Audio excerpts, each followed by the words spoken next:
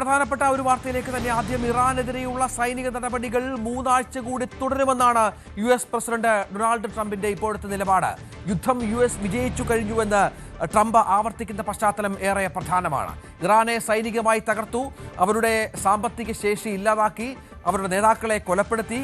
അമേരിക്കയുമായി ധാരണയിലെത്താൻ തയ്യാറായില്ലെങ്കിൽ ഇറാനെ ശിലായുഗത്തിന് സമാനമായ അവസ്ഥയിലെത്തിക്കുമെന്നാണ് ട്രംപിന്റെ വലിയ ഭീഷണി ഉണ്ടാകുന്ന പശ്ചാത്തലം ഒരുങ്ങുന്നത്. ഏതായാലും നമുക്കറിയാം, കുറേ നാളുകളായി ട്രംപ് ഇത്തരം അവകാശവാദങ്ങൾ മുഴക്കുന്നുണ്ട്.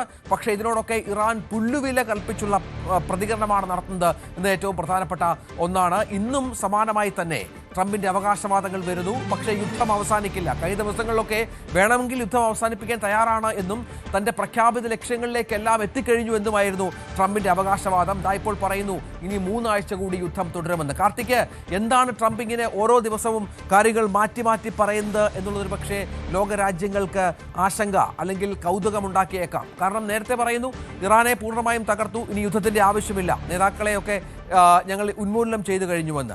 ഇപ്പോൾ പറയുന്നു യുദ്ധം ഇനി 3 ആഴ്ച കൂടി തുടരുമെന്ന്. ഏതായാലും ഹോർമുസുമായി ബന്ധപ്പെട്ട ലക്ഷ്യങ്ങൾ ട്രംപ് ഒഴിവാക്കി കഴിഞ്ഞു. ഇനി 3 ആഴ്ച എന്തിനു വേണ്ടി മാറ്റിവെക്കുമെന്നാണ് ട്രംപ് പറയുന്നത്. രഞ്ജിത്ത്, ഫെബ്രുവരി 28-ന് ഈ യുദ്ധം ആരംഭിച്ചതിന് ശേഷം ആദ്യമായി അമേരിക്കൻ ജനതയെ US പ്രസിഡന്റ് ഡൊണാൾഡ് ട്രംപ് അഭിസംബോധന ചെയ്യുമ്പോൾ സ്വാഭാവികമായും ലോകം പ്രതീക്ഷിച്ചിരുന്ന പല കാര്യങ്ങളുമുണ്ട്.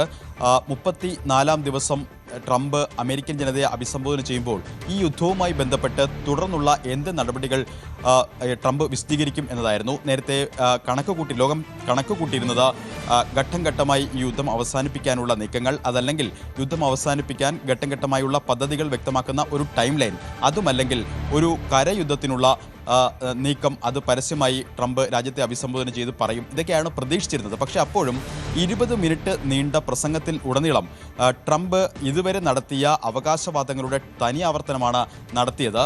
സ്വാഭാവികമായും അതുതന്നെയാണ് എല്ലാവരെയും അത്ഭുതപ്പെടുത്തിയതും. ഈ യുദ്ധം ആരംഭിച്ചത് മുതൽ തന്നെ ഏറ്റവും വലിയ വിമർശനം യുദ്ധം ആരംഭിച്ചതുപോലെ